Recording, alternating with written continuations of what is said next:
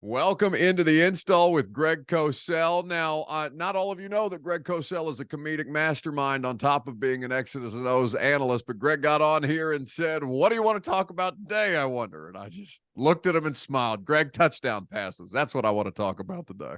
And as you said, you didn't know you could do that from, 40, 50, 60 yards out.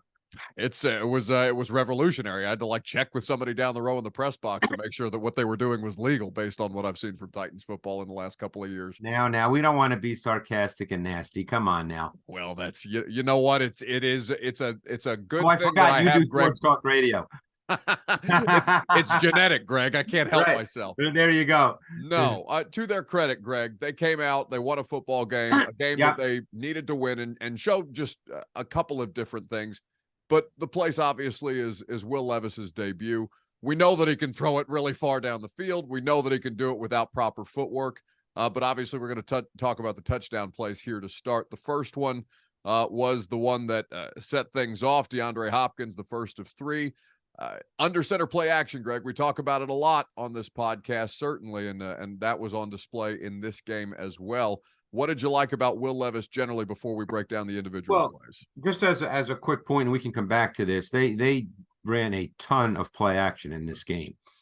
16 of his 32 dropbacks featured play action. 8 were under center, 8 were in the gun. This was the first one you're speaking about was the Hopkins 47-yard touchdown. That was on 1st and 10 late in the first quarter. So that was a shot play. It came out of 12 personnel, meaning 1 back and 2 tight ends. It was hard run action, 7-man base protection. So when you do 7-man base protection, you are saying we are going to protect. We need a deep drop. We want the ball to go down the field. That's what you're basically saying. That's why we call it a shot play. And then you get the splits of the receivers.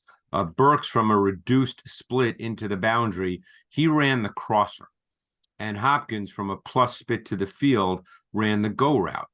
So now how the safeties react dictates who you throw the ball to. That it's not automatically designed necessarily to go to Hopkins. Because if the safety rotates over the top of Hopkins, you're not going to throw him the ball. But both safeties jumped Burks' crosser. So therefore, it was one-on-one with Hopkins and A.J. Terrell. And that's where you go with the football on a shot play, because it's basically a 2-receiver route, Buck. That's what 7-man protection basically says, is it's a 2-receiver route. The back is there as a very late check down, but it's really a 2-receiver route. So you're either throwing the crosser or you're throwing the go route. And how you see the defensive reaction on the back end of the coverage dictates who you throw the ball to. So both safeties, as I said, jumped Burks' crosser. So you go to Hopkins on the go route. The ball traveled about 60 yards in the air, by the way. Yeah, a little bit of offensive pass interference. Hopkins probably got away with too. Had the wait a second. Was there a penalty called? No, there sure wasn't. And there was absolutely not offensive pass interference. That's the way it works. Okay, well that's the way that DeAndre Hopkins certainly was looking at it as he skipped into the end zone. I mean, no penalty, no foul. You right?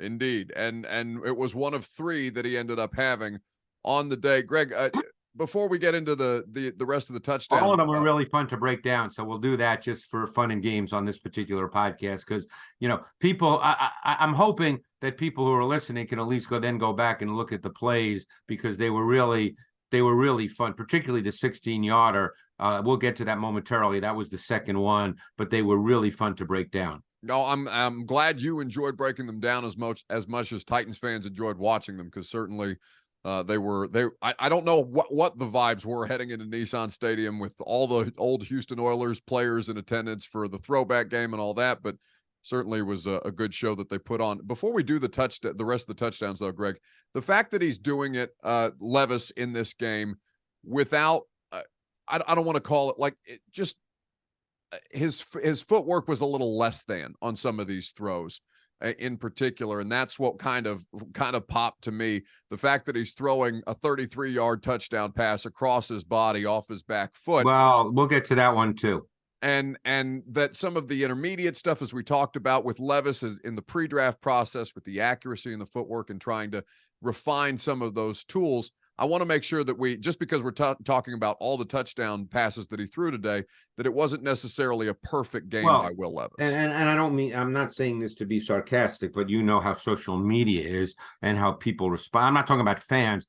I'm talking about even the media. Sure. You know, we want to be careful that we've not passed the Hall of Fame jacket from Tyson Bagent to Will Levis in 1 week. And I'm not, I know that comes across sarcastic, but the point is, Levis certainly has concerns. By the way, he could throw 3 picks tomorrow night against a really good Steelers defense. On Thursday night, and that could happen. There's things obviously that when you watched his college tape that were concerning, which is why he was not a first-round pick and could certainly pop up in his next start. And that doesn't mean he won't be a good NFL quarterback, by the way, Buck. We don't know that yet. I mean, there's certain things we do know about Will Levis, but there's other things that showed up throughout his college tape. But yes, he has such a compact, powerful delivery, very rare to have that kind of power with that kind of compactness. I mean, and again, I'm just comparing stylistically. I don't want people to think I'm sitting here saying, well, he's Aaron Rodgers. Rodgers is like that. Obviously, Rodgers is far more naturally accurate than Will Levis, and that's a potential concern. There were some throws with Levis that were even caught that were not as precise from a ball location standpoint as you would like them to be, and that can crop up at any time. But he's such an easy power compact thrower that I'm sure he's been that way since he started playing, and those kinds of quarterbacks tend not to be as consistently efficient with their footwork and their lower body mechanics as quarterbacks who don't have that kind of arm. So from one touchdown pass to DeAndre Hopkins to the next, this one in the second quarter with about 5.5 minutes left on the clock, the 16-yard strike that would give them a 14-3 lead. And this one, I called in the guys on my matchup team and said, gee, I hope Tennessee keeps winning because this is a film piece for the matchup show. This was great design, okay? They started out in a 3-by-1 set.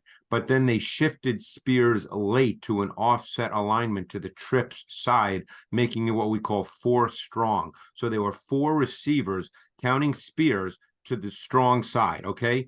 So now they ran a really beautifully designed 4-man route concept. The defense was playing cover 4 lock, okay?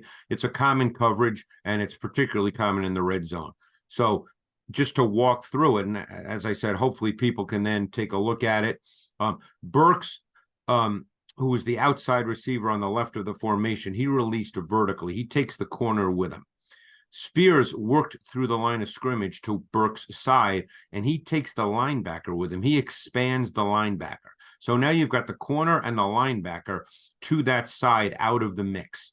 So then you essentially are going to run what we call a high-low with Westbrook-Ahini running the high route and Hopkins the low route from the 4-receiver side across the formation to the same side of Burks and Spears. Okay, so now, because of the way they've designed this, the linebacker who's actually on Hopkins' side, he can't let him cross his face, Buck, because there's no player there. Right.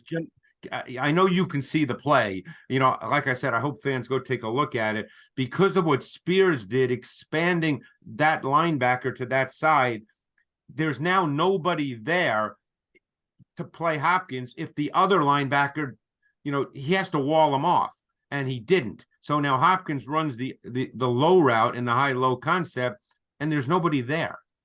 Now, this was actually not a good throw by Levis. It was a great catch by Hopkins. Yes. But the design and I think design was beautiful. It was unbelievable design. And that's the thing that why people come to this podcast to have highlighted, because they can see a lot of these things, Greg. Maybe the first time through you can pick up on a couple of them, maybe the second time through if you're watching them with the untrained eye. But the way that you just articulated it for people, I think can kind of give them a better sense of how it is that their offense is playing to the strengths of their players and how they're creating favorable matchups the way that we know these coaches do in this kind of chess mass environment. That was beautiful. I mean, that was just great design that broke down what I'm sure was an anticipated coverage. because, as I said, they played, cover 4, but they locked Burks to the boundary side. Okay. Most teams lock the boundary X receiver. That's just kind of what happens in the league when they play cover 4 or cover 3, certainly down in the red zone area. So they anticipated that coverage without question. And I loved it. It was great. It was beautiful, beautiful design. This is where Hopkins' great hands come into play. The ball was behind him, and he just snatched it out of the air like he was, catching a rubber ball. It helped make a fun rookie debut a lot better, certainly for Will Levis. But there's 2 more to go. There are, and this one, the biggest play of the day, 61 yards from Levis to, you guessed it, Hopkins in the third quarter to cap a 3-play 75-yard drive. Now that was 61 yards on 2nd and 10. They were in 11 personnel, 1 back, 1 tight end, 3 wide. They were in an empty set. Hopkins was on the ball to the 2 receiver side, to the Twins side, in a stack alignment to the boundary. Okay. The Falcons, they played cover 2. Now, when you play cover 2, the middle hole defender, who is the linebacker Landman, they 99.9% of the time open to the passing strength. So that means in this case, because it's empty, he opens to the 3 receiver side, not the side Hopkins is on. Okay, I think that's clear. Right. So he's opening his body to the 3 receiver side, which is opposite Hopkins. Now, because of the stack alignment, which was a little reduced, not big time reduced, but a little reduced, Hopkins' release took him to the safety, not to the corner. So he basically ran a stutter go versus the safety Grant. And Grant, for whatever reason, again, I can't answer why, he's a deep safety. It's cover 2. But he had his eyes in the backfield, and he saw Levis roll his shoulder, do a shoulder roll. Right. Which should not be relevant to his existence as a cover 2 safety. And so he stopped his feet. And therefore, with the stutter and then the go by Hopkins, he ran by him easily. And obviously, Levis laid it out. There was another part to this play that was really interesting, though, which I don't know if you noticed, but I noticed it because I watched the play over and over. Skoronski, did you notice what he did on this play? No. Skoronski first nailed the D tackle Graham inside to help the center, and then he went after the edge rusher Carter, helping Dillard. So he basically nailed 2 guys as a helper. It was big time play by Skoronski. They continue to want to keep him inside there, Greg, and Dillard obviously back at left tackle because Chris Hubbard will be out again for this Thursday night game. And Dillard, by the way, Dillard was better in this game. Which is fascinating. And this is going to be a tougher test because we know that Atlanta lost Grady Jarrett for the season, and that's one of their best defensive front players. And certainly Pittsburgh's going to have just a little bit more juice up front. You better be aware of Highsmith. Highsmith has one of the best inside spin moves of any edge rusher in the league, and he's going to whip it out to Thursday night against Dillard. And Dillard, that the coaching staff and Dillard, they're going to be talking about it, but that's one thing. When it happens, it happens. But Highsmith has an unbelievable inside spin move. He's just such I'm underrated is the wrong word because football people obviously know the kind right. He just plays opposite Watt. That's yeah. It's kind of like what's happening with Zadarius Smith, and people know who Zadarius Smith is, obviously, but the complement of those 2 players. The Watt guy's pretty good, by the way. He's solid. If not for that damn Myles Garrett, Greg, we'd be talking a hell of a lot more about TJ Watt this season. So one more touchdown pass to go. We don't want to pass on the last touchdown, which may have been as good a throw as I saw all week. That's what I'm saying. The 16-yarder was Greg's favorite for the purposes of design, but just to see this play with a dude in his face, off his back foot, across his body, Greg, to hit NWI, to get the Billy White Shoes Johnson in the end zone, the whole situation, what did you see from the play? Well, this also came out of 11, 1 back, 1 tight end, 3 wide. It was a 3-by-1 set. The Falcons played cover 3 lock, okay? A.J. Terrell locked the X receiver Hopkins. So they did shotgun play action boot. So this was shotgun play action. Play action boot Levis with hard dash action into the boundary. He just ran to the boundary like there was food there. And Westbrook Hine from that side, okay, from the same side that Levis ran the boot to. He ran the corner deep over. So he's running basically from that side all the way across the field. Right. Right. So you have to, I don't know if people can do this with whatever they can see the film, but you have to stop the play as Levis starts his delivery, okay? Because Yes. when he starts his delivery, Westbrook-Ikhine is actually outside the hash to the same side as Levis, okay? Think about that for a moment. And now think where Westbrook-Ikhine caught the ball. He caught the ball all the way on the other side of the field, literally running out of the end zone, okay? He took him all the way across the field, hitting him in stride. You couldn't have handed it to him any better with precise ball placement off his back foot. Yeah. Okay, he didn't step in at all. That ball, it's a 33-yard touchdown. That ball traveled about 60 yards in the air. Yeah, I talked to Warren Moon literally about this pass yesterday, Greg, on the radio show, and Warren, who's made some pretty impressive deep Warren throws. He had a pretty damn good arm himself, by the way. Yeah, he was surprised is probably not the word, but he was equally as impressed seeing that particular play. Because Westbrook has to make a great play on the ball and ultimately does, but the way that Levis throws him open to that particular spot, he dropped it into him. I mean, I'm not taking anything away from Westbrook-Ikhine, but that play was made by the throw. He dropped it right into his hands. But like I said, you just have to see where the receiver was, Westbrook-Ikhine, when Levis started his delivery. I mean, it's unbelievable. And that was hard dash action. He was really hard to the boundary side of the field, and he threw it all the way across to the wide side of the field. I mean, that was, like I said, that I haven't seen every single throw this week, but I can't imagine a better throw than that. I don't know how many quarterbacks are capable of even making that throw at this level, Greg. And there's some pretty damn good passers would even attempt that throw. That's the other thing. Well, and we'll see because as you talked about, he could come out and throw 3 interceptions this week against the Steelers, trying to make similar and attempting to make similar type of plays. He's got great confidence and he's got a great skill set. And he will stand firm in the pocket with a firm base. He'll allow routes to develop. He's patient. He's tough. Sometimes, that more often than not, that's a positive. You'd prefer that than not. But sometimes that's a negative. You have to find that balance between, when you can just stand there and wait while there are people around you versus, hey, I either got to throw it away or get out of there. Until you find that balance, sometimes what happens is you fumble the ball or you get too many sacks. Believe me, this was an unbelievable debut, taking nothing away from it, but I don't want to lead people to believe, as excited as I was about talking about the plays and watching them, there's going to be ups and downs here. Right. The big question is, what happens if there's downs? Like, you're there, I'm not. What happens if he comes out and throws 2 picks on his first 2 possessions? Are we going to see Malik Willis?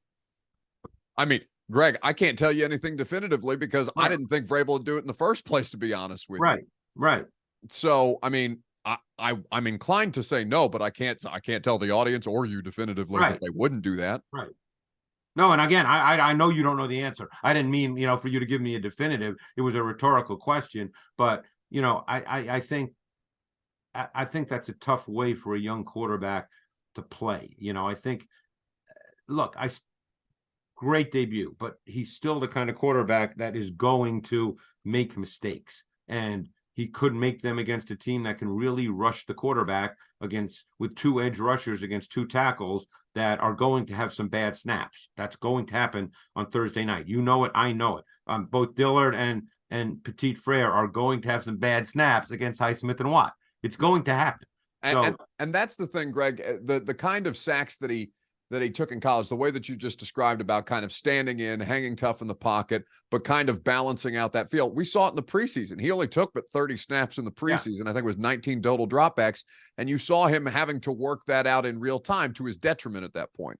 Yeah. And you know what? There'll be some to his detriment now too. Yeah. But you have to work through that. I noticed the same thing with Sam Howell, young quarterback for the Commanders. He's working through the same thing. He's such a tough kid that he just thinks he can stand there. And more often than not, that's a really positive trait, because the last thing you want is quarterbacks racing out of there and disrupting the play. But and Levis is, while he's not unathletic by any means, he's certainly, if he's to become a good quarterback, he's not going to make his bones by being a runaround guy. He's going to make his bones by being a 6'3", 230-pound, firm base, stand in the pocket, drive the football guy. That's what he's going to be if he's going to be a good quarterback. So he'll have ups and downs. And, again, we talked about this last week. And this is a philosophy. I'm not a believer in yanking. If you're going to play a young quarterback, okay, unless it's so bad. I mean, God, let's say he comes out tomorrow night and there's 4 turnovers on the first 4. Something really weird, crazy happens. Right. That's different. But if it's just the normal course of a game, hey, he made a wrong read. You can't yank him for that. He's going to make some wrong reads. That's going to happen. That's part of the growth of a young quarterback. Well, and like Greg said, I will avoid the sports talk radio gene in me for the sarcasm that came along with when I saw. Well, you can do that when you talk on sports talk radio. We'll say that's why I have that. There'll be plenty of time for that, Buck. This is more a therapy session for me than it is anything else, which is why I appreciate Greg's time. So now to the Steelers, obviously, Kenny Pickett is up for this game. Yeah, he's going to play. Yeah. They'll be without Minkah Fitzpatrick, but I want to start with their offense first, Greg, because the offense in Pittsburgh, at least in the last couple of years, has been a continual talking point. Pickett in the fourth quarter, I don't know if what to put my finger on about him, but there seems to be something there that really clicks. And I wonder what you've made of the experience of watching him this season. Well, let me talk about a specific tactic, which you're going to see, and I'm very curious to see how the Titans deal with it. One of the things that they've started to do a lot of over the last 2-3 weeks is something, by the way, that the Titans did on that 16-yard touchdown to Hopkins, is because George Pickens is almost your classic boundary X receiver, 6'3", athletic, smooth, effortless. What they've started to do is they've started to line him up at boundary X, that's what he is, and then have 4 receivers to the other side. So 4 strong with a single receiver, the boundary X. So now what that more often than it does is it creates one-on-ones with Pickens. And Pickett either throws back shoulder fades, straight fades, slants, depends on the rest of the coverage. But if you have 4 receivers to one side, your coverage has to deal with that. You have to make sure you've got enough bodies to deal with those 4 receivers to one side in your zone. Because otherwise, if you don't, there's going to be voids in the zone to the 4 strong side. So, whoever is the corner, who'll be on Pickens, when they do that, you're going to have to play man coverage and you're going to have to match up. And we'll see how that goes, because that's what they do. And now when I say that's what they do, that doesn't mean they do it 80% of the snaps, obviously. But, I think prior to this week when Pickett got hurt, and by the way, Pickens' touchdown, even though I think Trubisky might have thrown it, came on just what I'm talking about, 4 strong. He was the boundary X. But in the 2 games prior, I believe Pickens had 11 catches, 11 catches, something like that. And almost all of them came on what I'm speaking about.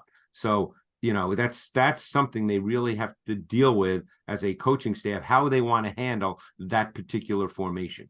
And it's good because Vrabel was frustrated after the game on Sunday, Greg, with the defense, because they were getting what they wanted out of the front, but they were still at the end. I think they allowed a 52-yard gain towards the end of the game. The back end is going to be interesting. It's going to be a little bit of a work in progress with Byard gone now, so it's going to be a work in progress. By the way, overall, this pass game for the Steelers is not what I would consider, a great pass game by NFL standards with the things that they do conceptually. But so we'll see how it plays out. But just getting back to Levis for a moment, don't forget Minkah Fitzpatrick's going to be out this week. They're starting now the rookie Joey Porter at one corner. Patrick Peterson, to me, for the last 2-3 years, has not been the same player. I think he's a beatable player. I'm very curious. Again, it all depends on Levis and protection. You have no pass game without protection, as we've discussed many times. But I think there's going to be, let's put it this way, there's going to be opportunities, whether they're executed and it plays out. But I think there'll be opportunities in the pass game. I really do. On both sides, because as you mentioned, Fitzpatrick, Roger McCreary is also out for the second straight game, and that's been their most reliable corner. Yeah, so I mean, we'll see. Look, I doubt I shouldn't say that. You never know how a game plays out. My guess is we're not going to be looking at a 38-35 game, but I think there's going to be opportunities for both offenses to throw the football in this game. Oh, I don't know, Greg. They scored 28 for the first time since 2021. They're feeling themselves now. Who's to say? We'll see. Time since 2021, brother. I had the same reaction. Wow. Yeah. God, I was a young man in 2021. You and me both. I was a different person in 2021. God, my hair was not gray, than back then. Well, listen, I either way, they opportunities and execution, that will be as it is for every game. Look, that okay, and we'll end with this. Yeah. How everything changes. And this is not a profound statement, but it's a statement that impacts your whole football team. When you can score points, okay, and particularly when you're capable of scoring from anywhere on the field, the whole dynamic of a game is different. When you played the Titans, and again, we're just speaking facts here. This is not a personal attack on anyone. I don't do that, as you know. But when it's an effort to score on offense each and every week, that eventually permeates your whole team. And it has an impact on every element of your team. Now, again, is Levis going to throw a 60-yard touchdown every single week? Probably not. He may throw one Thursday night. I'm not saying he will or he won't. He could. But, even the great quarterbacks in the league don't throw 60-yard touchdowns every week. So that's not going to happen every week. But when that is at least potentially part of your offense, it's a different feel to a game. If you don't have that and it feels like, man, we have to be perfect and we have to grind it out and we have to convert all these tough third downs, that changes the whole feel of the game too, in not a good way. No, great. I mean, you couldn't articulate it any better than that, and it's a perfect place to end it because Greg's got tape to grind and I've got a flight to catch. So there you go. We'll be back at it next Wednesday. Greg, appreciate your time as always. The audience knows that they can see on the NFL Matchup Show. This game obviously won't be a part of it, but there's a lot of fun games coming. I'm hoping the Titans keep winning because I think there's going to be some plays I want to break down. Well, listen, for your sake and my sake, brother, we're gonna one way or the other. We're gonna find out. Thanks for hanging out, Greg. All right, Buck. Appreciate it, my man.